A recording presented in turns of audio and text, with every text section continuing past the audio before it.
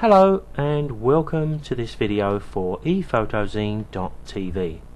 My name is Barry Beckham and the subject this month is high dynamic range.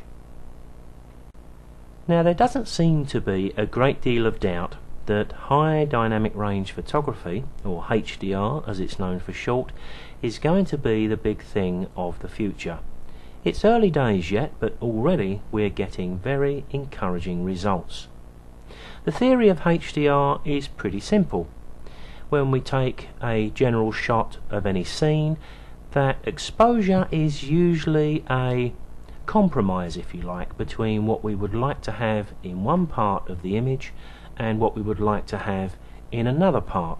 We can expose for the shadows, which doesn't do very much for our highlights, or we can expose for the highlights and that blocks up our shadows. With HDR we can have it all. So the theory of HDR photography is that if we set our camera to aperture priority, any changes we will make to the exposure for each of the shots we're going to take is going to be made with the shutter speed. That's quite an important thing to do. For really best results with HDR, we need to put our camera on a solid tripod so that every shot we take, the only difference will be exposure, and that's why we mustn't use the aperture setting to change the exposure value, because that's going to affect the depth of field and make it more difficult for our software to line up the images we're going to use.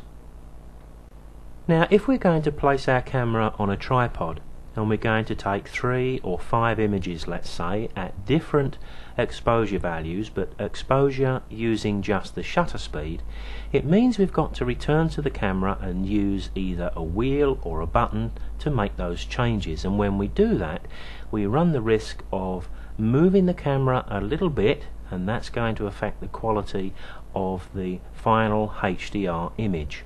And by the way, all of the images we're looking at through this introduction are all HDR images. So to avoid any movement in the camera, what I've been doing is setting my automatic exposure bracketing, but setting that aperture priority so that the variations the camera makes can only be made with the shutter speed, and I use a cable release to fire the shutter. Now I can set my camera for 3 exposures, 5 or even 7 if I go into the custom functions. But when you're starting off for your first HDR image, I selected this particular aircraft and I shot just 3 images with a bracketed auto exposure. Now there's no greater fan of Adobe Photoshop than me, but I'm afraid I have to say that I'm struggling to get consistent results using the Merge to HDR option in Photoshop CS3. And all of the images you've seen so far have been created with a great piece of software called Photomatix. Now if you Google Photomatix, you'll find it comes out right at the top of the list. The good thing about this software is we can download a fully working version. When we work through the HDR image, we do get the Photomatix logo across the picture, but it does give us an opportunity to try before we buy. Now because I'm actually creating a video here for streaming over the internet, it has to be fairly small. The problem with that is you're not going to be able to see the true quality of the final HDR image. But if you visit the website that you can see on screen at the moment, you'll find in the menus to the left a link down the bottom to ePhotozine. Click that link and I'm going to put up on my website 1 or 2 examples of exactly what you can get from Photomatix software. You can then open up those examples in your version of Photoshop or Photoshop Elements and you can see the actual quality that's possible. Now when you visit our website, take a look at one of our latest tutorial DVDs. It's dedicated to HDR and we record full screen videos, and we've covered the whole spectrum of creating HDR images using Photomatix and Photoshop's Camera Raw.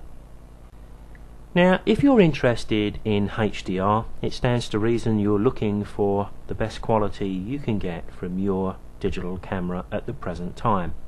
So I'm going to base all of my HDR images on RAW files, and I'm going to start the process by opening up RAW files directly from my hard drive straight into Photomatix.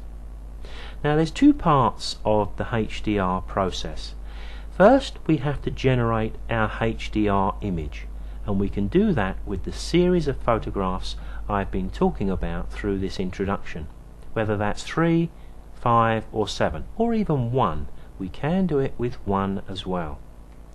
The second part of the process is the tone mapping, but you'll see this in practice as we get started. So let's open up Photomatix and select our images.